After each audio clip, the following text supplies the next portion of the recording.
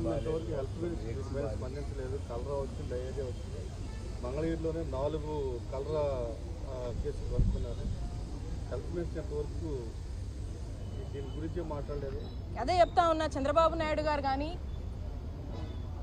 Health minister గారు కానీ అందరూ కూడా ఈ మెడికల్ కాలేజీలు జగనన్న తీసుకొచ్చినటువంటి మెడికల్ కాలేజ్ని ప్రైవేట్ వాళ్ళకి ప్రైవేటైజేషన్ పనిలో బిజీగా ఉన్నారు.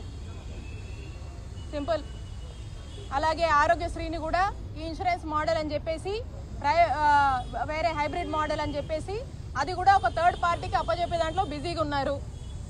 ఏకంగా ఎట్లా చూసినా కూడా వాళ్ళకు ఉన్నటువంటి ప్రభుత్వంగా మనం నిర్వహించాల్సినటువంటి బాధ్యతల్ని ప్రైవేటైజేషన్ అని ఒక థర్డ్ పార్టీ చేతిలో పెట్టేసి హ్యాపీగా పందపించుకునే పనిలో ఉన్నారు.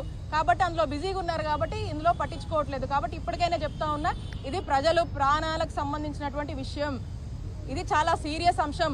200 మందికి పైగా కూడా ఈరోజు సఫర్ అవుతున్నటువంటి నేపథ్యంలో మీరు ఇమీడియట్గా తక్షణమే అటెన్షన్ వహించి ఇమీడియట్గా దీనికి అవసరమైనటువంటి అన్ని ఫెసిలిటీస్ని క్రియేట్ చేసి అన్ని రకాలటువంటి రెస్క్యూ మెజర్స్ తీసుకొని ఇక్కడ ఉన్నటువంటి ప్రజల్ని ఆదుకోవాల్సినటువంటి బాధ్యత ప్రభుత్వాన్ని అని మళ్ళీ మీకు గుర్తు చేస్తూ ఉన్నాం. మెడికల్ కాలేజ్ విషయంలో వైసీపీ దుష్ప్రచారం చేస్తుంది, బహిరంగ చర్చకి సిద్ధమా అని చెప్పి హెల్త్ మినిస్టర్ అంటే సమాధానం.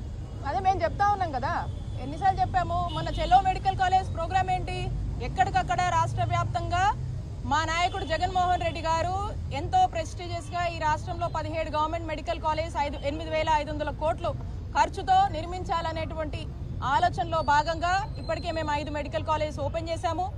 ఇంకొక 2 అందుబాటులోకి వచ్చాయి. ఆ సెకండ్ ఫేజ్లో అనుకున్నటువంటి 5లో 2 అందుబాటులోకి వచ్చాయి.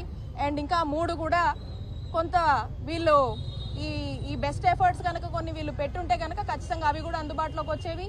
థర్డ్ ఫేజ్లో అనుకున్నటువంటి 7 కాలేజీలకు సంబంధించినటువంటి ఇన్ఫ్రాస్ట్రక్చర్ మేము ఫేజ్డ్ మేనర్గా డిజైన్ చేసుకున్నటువంటి ప్రకారం దాంట్లో కూడా వర్క్ ప్రోగ్రెస్ అనేది ఉంది. ఇవి అన్నీ కూడా అక్కడ ఉన్నటువంటి ప్రజలు ఆయా మెడికల్ కాలేజ్ని విజిట్ చేసి వాస్తవాలని మరలా ఒకసారి చూపించేటువంటి ప్రయత్నం చేశారు. అండ్ వీళ్ళేమో ఎక్కడో కూర్చొని కనీసము ఏ కాలేజ్ ఎక్కడ నిర్మించారు, ఎంత ఏరియాలో ఉంది, ఎంత కన్స్ట్రక్షన్ అయింది కూడా తెలియదు వాళ్ళకి. అది కనీసం వాళ్ళు వచ్చి కూడా చూడలేదు. ఏ రోజు దాని మీద సరిగా ఒక రివ్యూ కూడా చేయలేదు.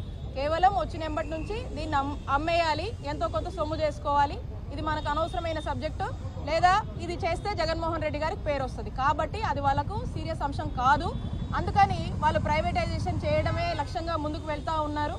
మేము చెప్తా ఉన్నాము, మేము మీ ఏ ఛాలెంజ్కైనా రెడీ. మా ప్రజలే చెప్తా ఉన్నారు, రండి మీరు ఏ జిల్లాకు వస్తారో రండి. మా ప్రజలు మొన్న వెళ్ళారు, అన్ని చోట్ల కూడా అక్కడ మెడికల్ కాలేజెస్ని చూపించారు.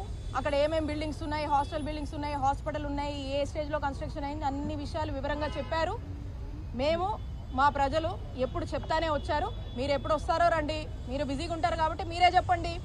మా ప్రజలు ఎప్పుడు, మా ప్రజలు కానీ మేం కానీ చాలా స్పష్టంగా ట్రాన్స్పరెంట్గా కట్టినవి అన్ని కళ్ళ ముందే ఉన్నాయి. దాంట్లో గ్రాఫిక్స్ లేవు, అబద్ధాలు లేవు, ఇవన్నీ వాస్తవాలు ప్రజలకు తెలుసు.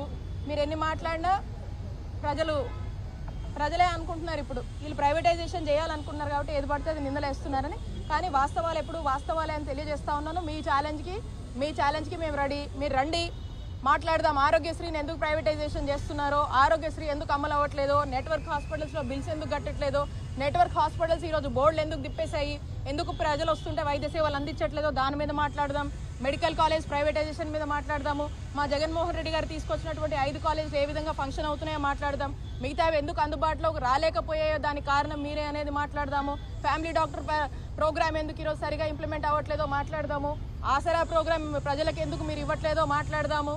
అలాగే ఏ ప్రోగ్రామ్ గురించి అయినా సరే హెల్త్లో తీసుకొచ్చినటువంటి అన్ని రిఫార్మ్స్ కూడా బహిరంగంగా చర్చిద్దాము. We are ready. మీరు ఎప్పుడు చెప్తారో చెప్పండి. ఎవరన్నారు అసలు? పెమ్మసాని గారు ఎయిమ్స్ అని ఆయన ఎన్నిసార్లు వెళ్ళారు ఎయిమ్స్కి? ఏం తెలుసు పెమ్మసాని చంద్రశేఖర్ గారి గురించి? పెద్ద పెద్ద మాటలు మాట్లాడుతున్న పెమ్మసాని చంద్రశేఖర్ గారు మరి కళ్ళ ముందే ఉంది కదా, ఈ ప్రాంత ప్రజలే ఓట్లేసి గెలిపించారు కదా. మరి డయేరియా వచ్చి 200 మంది ఇట్లా ఇబ్బంది పడుతుంటే ఒక్కసారి ఎందుకు చూపిలా? మైకులు పెట్టంగానే ఇష్టం వచ్చినట్టు పెద్ద పెద్ద డైలాగులు మాట్లాడడం కాదు, క్షేత్రస్థాయికి కాస్త వచ్చి ప్రజల్ని చూస్తే, ఇక్కడ ఉన్నటువంటి సమస్యలు చూస్తే అర్థమవుతుంది.